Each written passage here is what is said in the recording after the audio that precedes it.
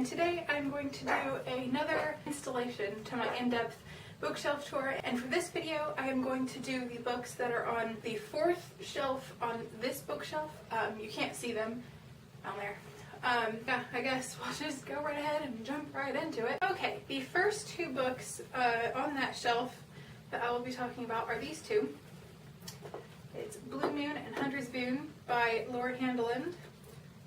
These are the two books, I think these are the only two books, no, that's a lie.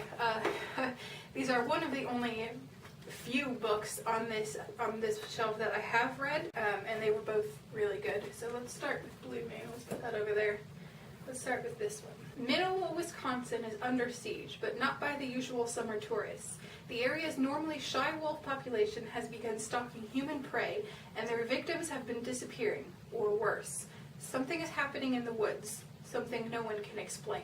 Officer Jessie McQuaid has seen plenty in her years on the force, but nothing as intriguing as the gorgeous, naked man she encounters while tracking a rogue wolf. She does. Professor Will Cadotte and his, I think it's Cadotte, it might be Cadoti or Cadoti or something. He's Indian, Native American, so I don't know exactly how to say his name. Professor Will Cadotte is a Native American activist. He's also the only man capable of distracting Jessie from her work. And for a cop, distraction, no matter how pleasurable, can be deadly. It's against Jessie's better judgment to accept Will's help in her investigation, yet she soon finds herself doing exactly that, and more. Will's dark, penetrating eyes see into a part of Jessie's soul she never knew existed. It's exhilarating and terrifying. Now, as the town's deepest secrets come to light, no one is safe, not friends, lovers, or strangers. And as Jessie follows the trail to the shocking truth, she'll have to decide who she can trust when the moon is full. And this one is Hunter's Moon. This one is the one right after, this is the one right after Blue Moon. Leah Tyler was once a kindergarten teacher with starry-eyed dreams. Dreams that turned into nightmares when the biggest mistake she ever made came back to tear her world apart. Now, Leah lives only for the hunt. Werewolves are her prey, and love is no longer an option. Leah has been called to Wisconsin for something big. As long as it means killing fanged and furry demons, she's up for it. But the worst is yet to come, because something stronger and smarter than the average beast is on the prowl, and is doing Leah's work for her. Intoxicating and intriguing, Damien Fitzgerald is making Leah question her vow never to let another man into her bed or her heart. Every moment with him brings familiar and dangerous urges that may prove too strong to resist. Leah's job is to dance with death, and she has no intention of letting Damien become involved in getting hurt, especially now that she knows her enemy is waiting from the forest, waiting for her first wrong step. The next one I'm going to talk about is called Touch of the Wolf, and it is by Susan Creinard. Braden Forrester, Earl of Greyburn, has devoted his life to restoring the purity of his clan's werewolf blood. He spent years searching in vain for a distant American cousin, a woman whose pure wolf bloodline is a vital link in his family's heritage. Braden had thought Cassidy Holt was lost forever, until she appeared one rainy night on the steps of his London mansion, her raven hair in disarray, her skin scented with sunlight and sagebrush. As Braden whisks young Cassidy to his family's secluded country estate, both can sense their undeniable attraction. But Cassidy soon learns that they can never satisfy their mutual passion. Braden has already betrothed her to another. Her only hope of claiming the one man she'll always love is to unravel the dark and lustful secrets of his past. The next three books are all from Anne Rice, and they all look like this. So I thought I would just kind of bump them together. And this one actually has like some sort of damage to it. The first one is Memnoch the Devil. It is book 5 of the Vampire Chronicles. It looks like that. This doesn't tell me anything on the back. On the back it's just it's just reviews of the book. I'm pretty sure people probably know about her, or know about this book. I think this might tell you at least a little bit about it. Yeah, let's just go with this. In Anne Rice's extraordinary new novel, The Vampire Lestat, outsider, canny monster, hero wanderer is snatched from the world itself by the most dangerous adversary he has ever known. Memnoch, a mysterious being who claims to be the devil. He is invited to be a witness at the creation. He is taken like the ancient prophets into the heavenly realm and is ushered into purgatory. Lestat must decide if he can believe in the devil or in God, and finally he must decide which, if either, he will serve. So I don't think that's about this one, but Memnog apparently is the devil. I don't know, but yeah, there's that one. The next Anne Rice book is Servant of the Bones, and I don't know if this has anything to do with the Vampire Chronicles. It doesn't say. It doesn't say it's part of it. What do you call it? Servant of the Bones? No. It tells you like her other books and things, and this I don't see any list of Vampire Chronicles. Azrael, I think it's Azrael, yeah. Azrael takes us back to his mortal youth in the magnificent city of Babylon, where he is plucked from death by evil priests and sorceresses and transformed into a Genii, Genii, G-E-N-I-I, I don't know, commanded to do their bidding. Challenging these forces of destruction, Azrael embarks on his perilous journey through time, from Babylon's Hanging Gardens to the Europe of the Black Death to Manhattan in the 1990s. And as his quest approaches its climactic horror, he dares to use and risk his supernatural powers in the hope of forestalling a world-threatening conspiracy and redeeming at last what was denied him so long ago, his own eternal human soul. There's that one. Interesting. I don't know when or if I'm really going to be getting to these ones, because I don't really like vampires all that much. Let's turn this around so you can see the sparkle. I don't really like vampires all that much, so I'm not really...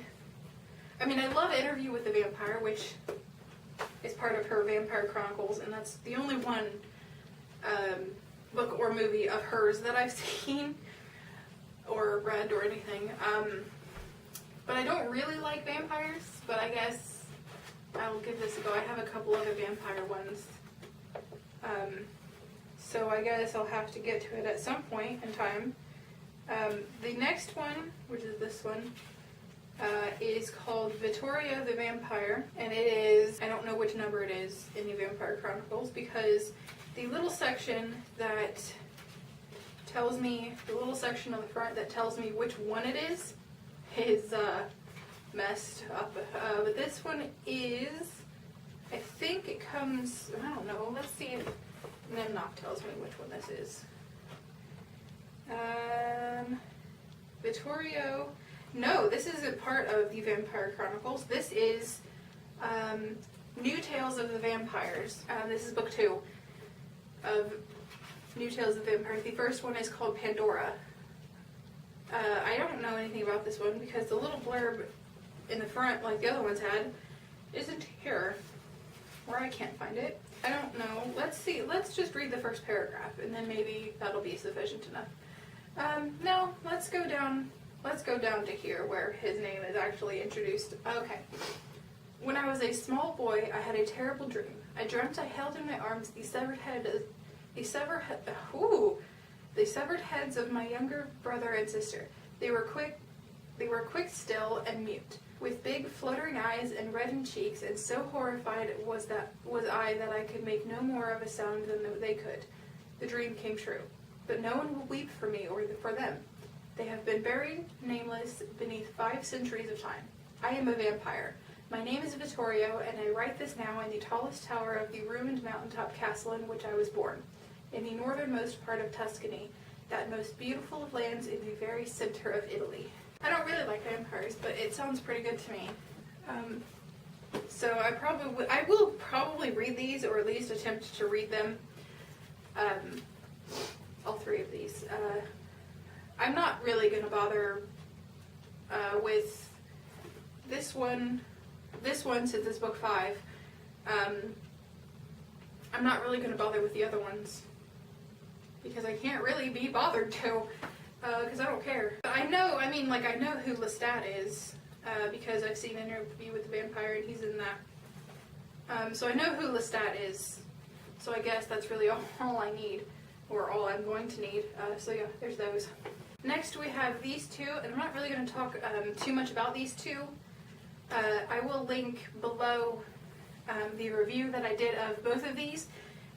So if you want to know about these ones, go watch that, because since I did an entire review on them, I'm not going to spend I'm not going to spend my time talking about them in this one because I did a whole in-depth review of them, and I put them both together in the same review because they're not only the same person, but they are the same, I don't know if it's really a series, but it's pretty much a series. It's the same family. This is about one brother, and this is about another brother of the family, and so yeah, I'm not really going to talk too much about these. So this one is called Born to be Wild by Janelle Dennison, and this one is called The Wild Side by Janelle Dennison. The next one that I'm going to talk about, which might end up being the last one of this video, because I might split this up into two because there's about 20 books on this shelf, and it's going to get pretty long because I tend to ramble and read pretty slow when I'm actually trying to read aloud and not mess up and everything. This one is called Dangerous to Know, and it's by Leanne Schaller. Yeah, it looks like that. Another one that I haven't read yet. Have I? Yeah, no, I've read this one. Did I do a review of this one? No, I didn't do a review of this one. I might do a review of this one. I don't know. I may not. I have read this one. It's really good. Anyway, okay. Awaiting a welcome death after a duel, Lord Henry Langdon hides in a London stable and is discovered just in time by a young noblewoman. Despite his protest, Lady Elizabeth insists on nursing him back to health, though as far as Lord Langdon is concerned, he is not worth saving. Jilted as a young man, he swore off love long ago and turned to a life of gambling, drinking, and dissolute pleasures. To his surprise, Elizabeth's tender touch brings healing and hope. Lord Langdon is enthralled by her beauty and ready to give his heart to her forever. But how can he explain his past? When Elizabeth discovers the dark scandal that shadows him, Henry must convince her that he has changed his ways for a future filled with the love of one woman only. It's really good. Alright, that's going to be it for this half. I think I'm going to split it into two because I think it's going to be really long. That's it for this half of the fourth shelf. I will be doing the second half now.